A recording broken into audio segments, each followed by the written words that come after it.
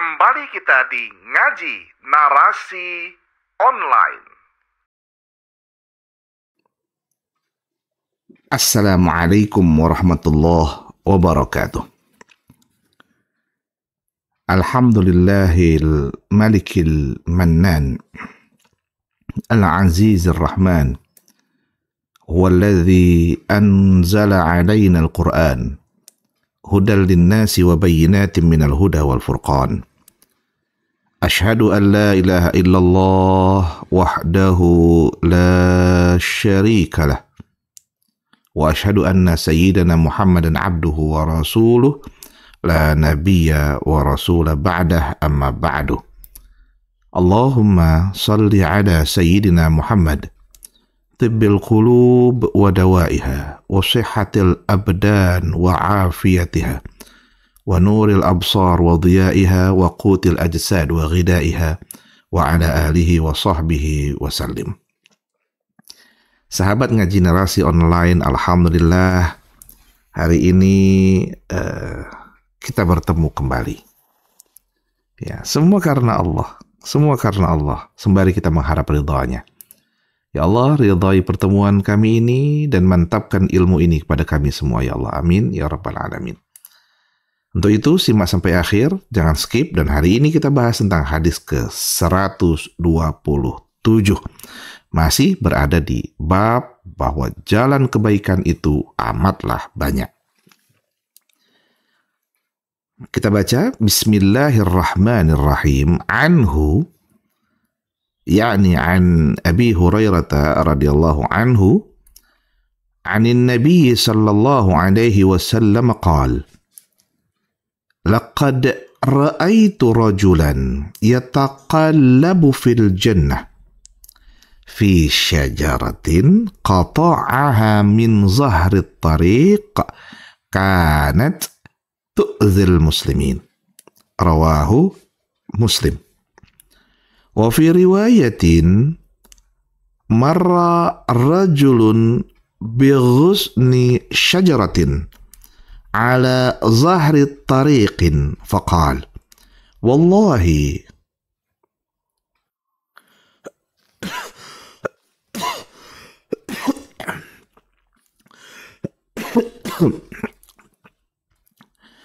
لا maaf lagi. Batuk. Wallahi la unahiyanna hadha 'anil muslimina la yu'dhihim fa'udkhil al-jannah.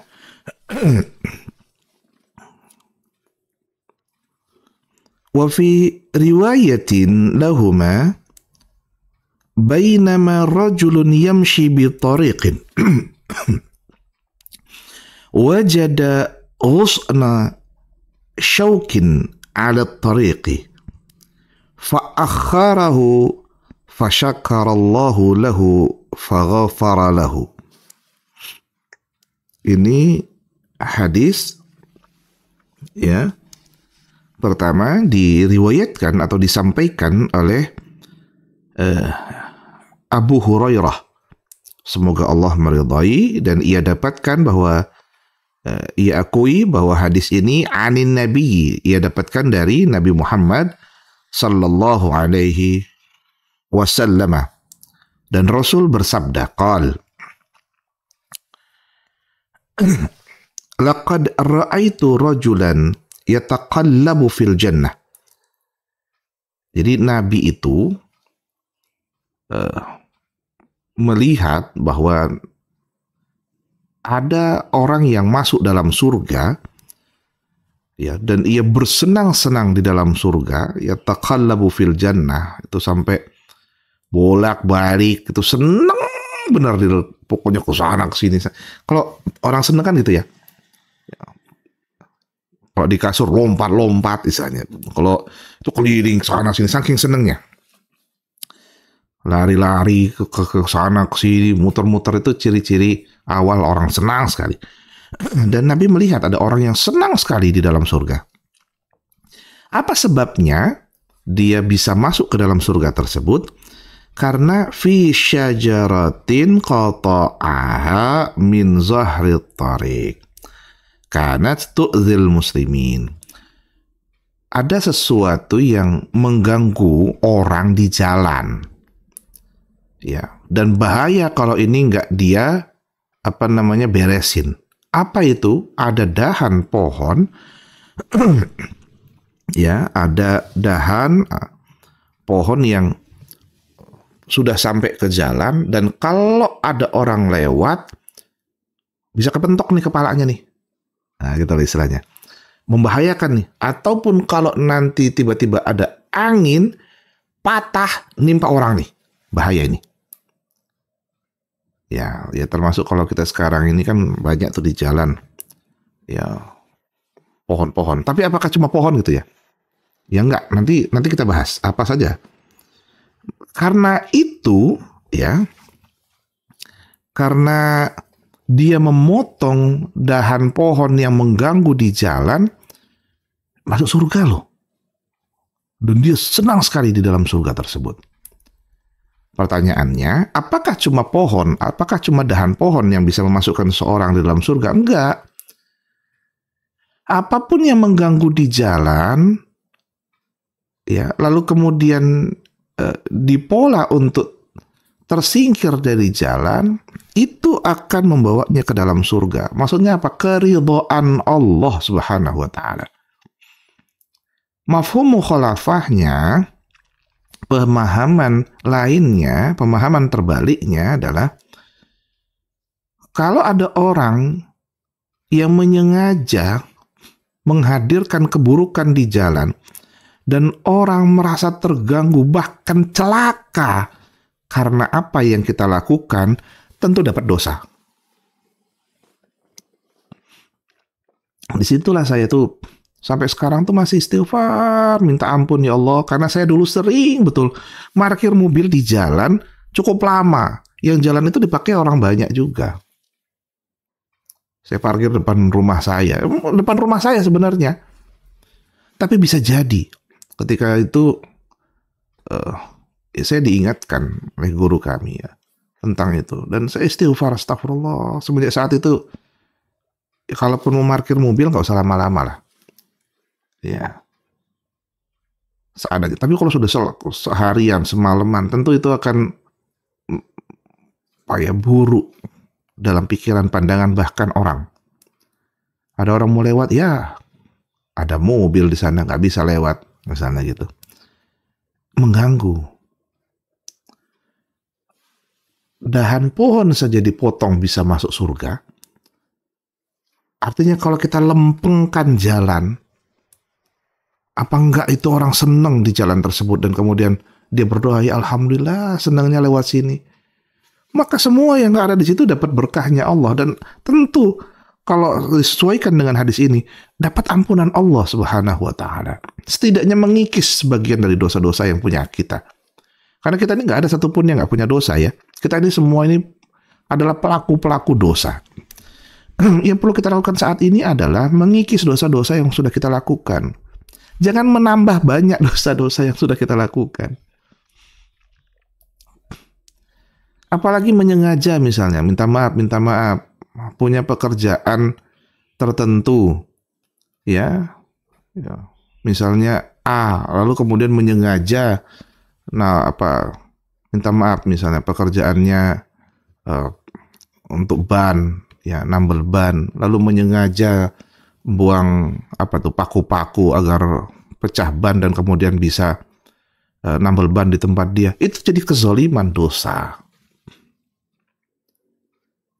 Tapi kalau kita lakukan itu, seperti yang saya ceritakan kemarin, ya kalau kita pagi-pagi jalan sehat, sambil ngelihatlah ke bawah-bawah itu. Siapa tahu ada paku, ada pecahan kaca, beling, ya, pecahan botol, yang kalau ada orang lewat bisa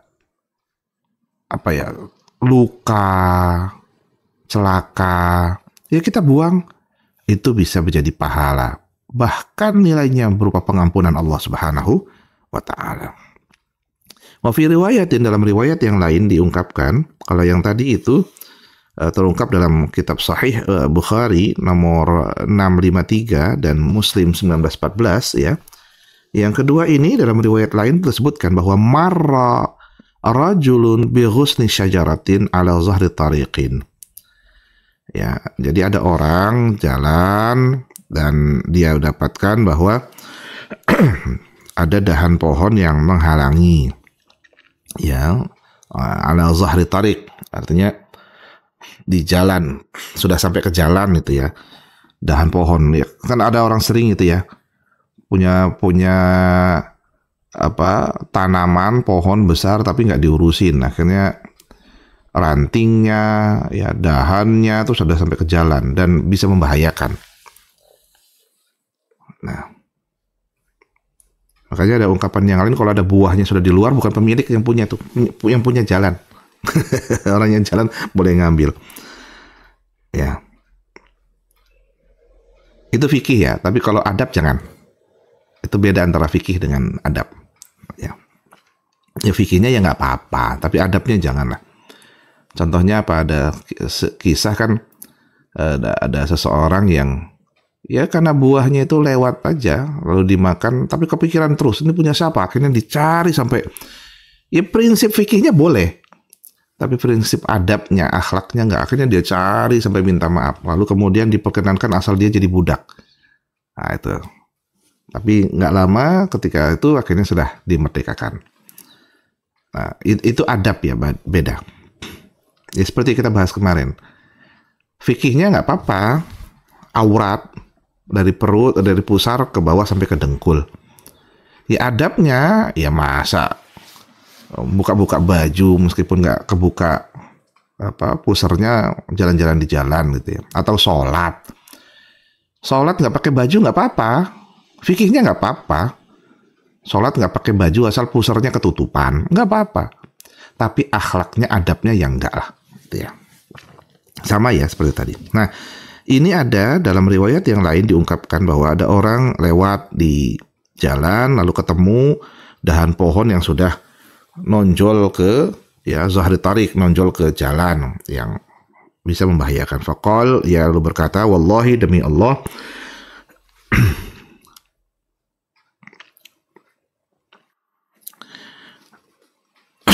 ada memang batu ini gak enak. Apa katanya? Wallahi la unahyanna hadza 'anil muslimin. Sungguh ini bisa ganggu nih. Ini dan aku harus pinggirin ini. Ya, bahaya ini kalau ini ganggu, kena orang ya, pasti yuzihim, ini bisa bahaya, celaka ini, celaka. Lalu kemudian dipinggirkan ya agar tidak ke zahri tarik lagi, nggak nyondong ke jalan, ya dipinggirin, dan itu menyebabkan fa'udkhilal jannah, masuk surga. Subhanallah. Sama ya, pekerjaannya mungkin nggak gede-gede banget ya, cuman mindahin itu aja lah. Contoh misalnya kayak punya tanaman, ya nggak usah lah ditanam di depan rumah, ya maksudnya di luar rumahnya, janganlah. Nanti kalau ganggu orang kayak mana, gitu. Ya tanam di dalam rumah, gitu ya, biar tidak mengganggu. Dan kalau sudah mengganggu kan bahaya. Kalau nanti ya kayak ada tanam-tanaman tuh, kalau mobil misalnya, orang lewat lecet-lecet mobil orang, marah-marah, dosa tuh yang punya. Ada orang nggak ikhlas, dosa tuh. Tapi kalau kita bantu, tapi sekarang ini ya, dia nanam tanaman sudah sampai ke jalan, kita beresin, ngamuk kadang-kadang. Ya, padahal dia sudah keluar dari tanahnya. Ingat siapa yang prinsip hadis tentang ngambil tanah sejengkal itu bukan sekedar ngambil tanah beneran, termasuk pengelolaannya yang itu mengganggu. Ya, itu juga bisa mendapatkan hukuman dari Allah, sampai 7 lapis bumi itu nempa dirinya. Apalagi ngambil beneran hak tanah orang lain. Nah, karena sebab menyingkirkan tadi masuk surga. Wa fi riwayatin, ya dalam riwayat yang lain juga disebutkan bainama rajulun yamshi bi tariqin wajada husna syauq ala tariq, sama ya. Ada orang jalan lalu ketemu di jalan tersebut ya husn, ya dahan, ya ranting pohon yang syauq, ya berduri, berada di alat tarik di tengah jalan. Fa akharahu fa syakarallahu lahu fa ghafara lahu. Karena itu lalu kemudian dipinggirin, lalu kemudian bersyukur kepada Allah. Nah, pada saat itulah dia mendapatkan pengampunan Allah Subhanahu wa taala. Alhamdulillah hari ini saya bisa nyingkirin ini. Karena sebab syukurnya itu dia mendapatkan pengampunan Allah. Jadi ingat prinsip hadis tadi, akumulatifnya adalah rasa syukur. Alhamdulillah hari ini ada kebaikan yang dilakukan. Ya, ada kebaikan yang dilakukan meskipun kecil sekali dalam pandangan manusia, tapi sesungguhnya bisa jadi besar di hadapan Allah Subhanahu wa taala. Sahabat ngaji narasi online, ingat, ini kajian kita pada hadis ke-127 ini. Ya, jangan minder dalam pekerjaan-pekerjaan kecil, bahkan hanya untuk dahan pohon yang kita singkirkan bisa bernilai pahala berupa pengampunan Allah. Dan jangan menjadi dahan-dahan, dan jangan menjadi orang-orang yang menghadirkan dahan-dahan atau apapun yang merugikan orang di jalan. Ini prinsipnya di jalan. Ya, parkir mobil lama-lama depan rumah mengganggu jalan, sama seperti dahan tadi. Taruhlah keluar.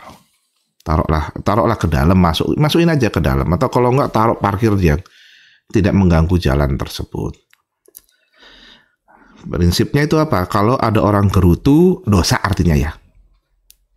Ya, apalagi parkir depan rumah orang, yang orang itu nggak bisa masuk ke rumahnya. Oh, itu tambah dosa itu.